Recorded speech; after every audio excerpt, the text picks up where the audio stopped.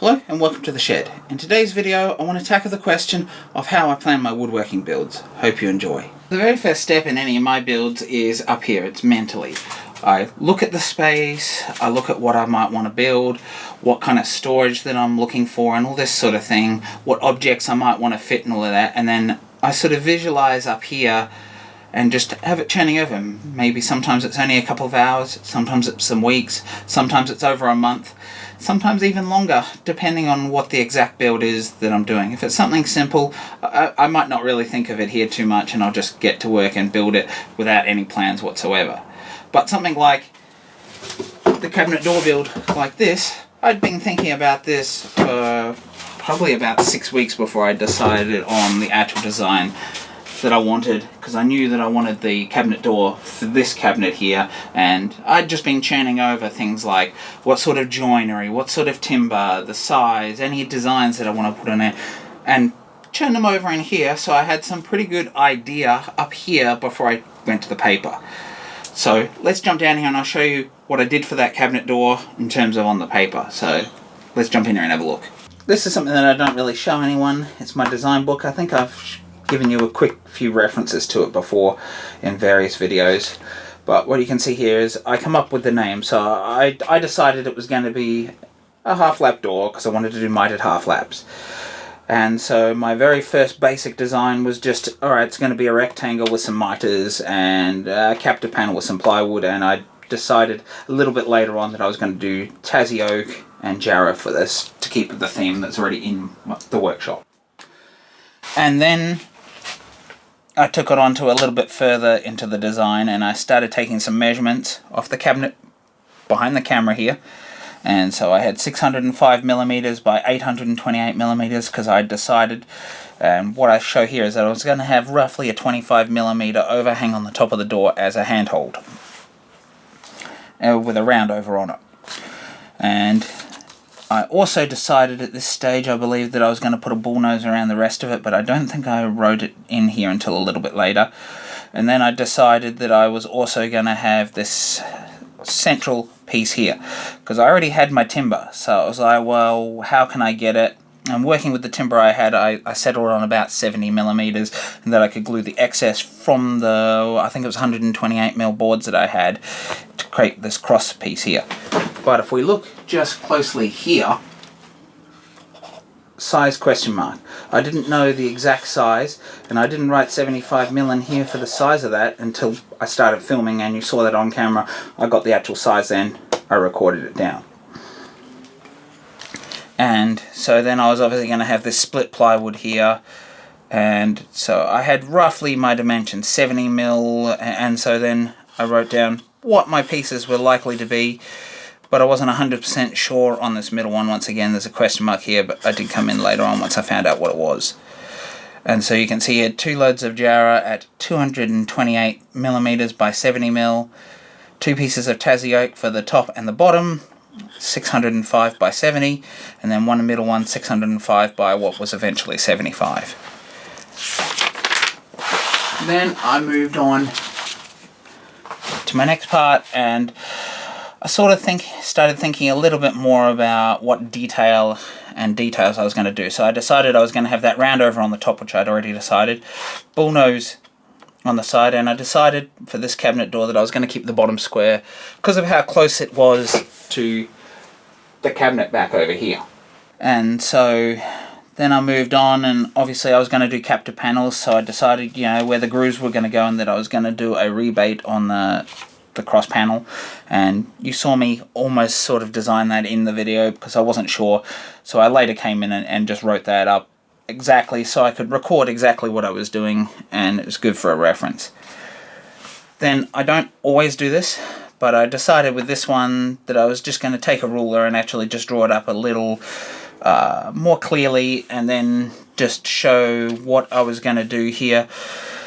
And at this stage I hadn't even decided that these cross rails were going to be thicker. That came when I was actually dimensioning it in that very first video that you saw, and so I kind of changed my designs a little bit on the fly, but you know, it was fairly easy because I had everything recorded. And so I was going to show here that the shoulder came out and how the half lap was going to be. The jarrah was going to be on top. There was going to be a shoulder in behind the jarrah. Tassie oak was going to have the shoulder on the top, which was going to be in the back. And so I've just got these little plain designs here. And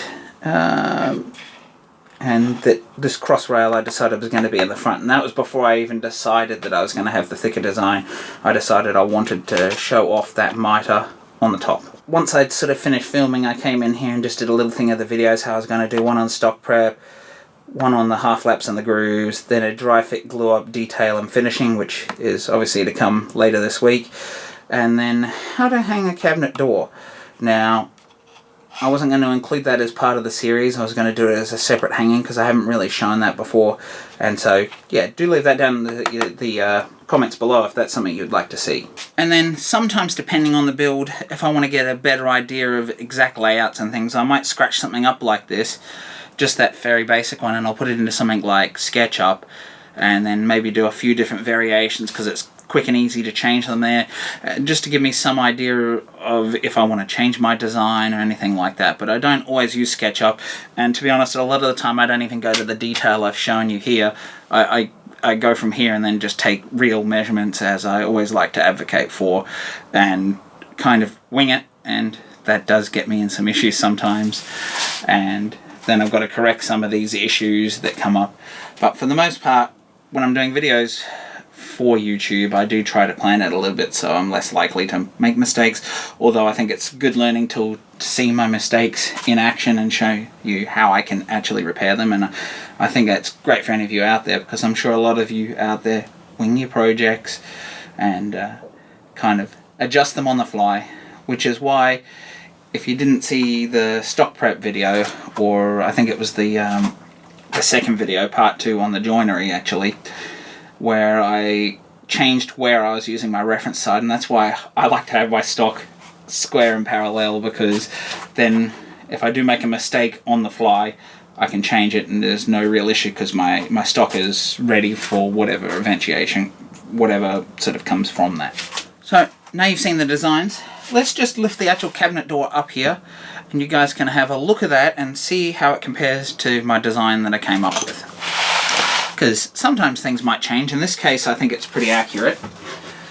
So we can see here, and one part of the design I obviously didn't include is this being wider up here to add a little bit of shadow, but that's an easy enough change since all of the measurements for the half laps were coming off the back of these boards, except the central stretcher, where that still comes off the back of the stretcher itself, but on the jarrah the measurement actually came from the front on this one. So that's really the only change I had to make there, and I thought that it was likely to be a half lap on this piece anyway, because I wasn't sure exactly, and so the half lap was also when I changed the thickness. Because if you look around the back here, this is all sitting flush, and originally that was going to be a groove because it was going to sit back in the same alignment, but obviously with that change in my design, which I hadn't really thought about a lot, that's why I was kind of winging it with the central. I kind of had more idea of what I wanted. I wanted a cross stretcher, as you can see here, with the half laps, but I wasn't 100% sure of exactly how I was going to go about doing that. And so in this project, I really winged this central piece because it was kind of an afterthought, although I had designed there that I wanted it, but I still wasn't 100% sure on exactly how something like that was going to work. So I hope you can see that my design in the book here ended up being almost identical to what I have up here in the final product, including the round over and all of that good stuff. So you will see the finishing up of this video later this week, once I edit that and get that video up for Sunday release for me.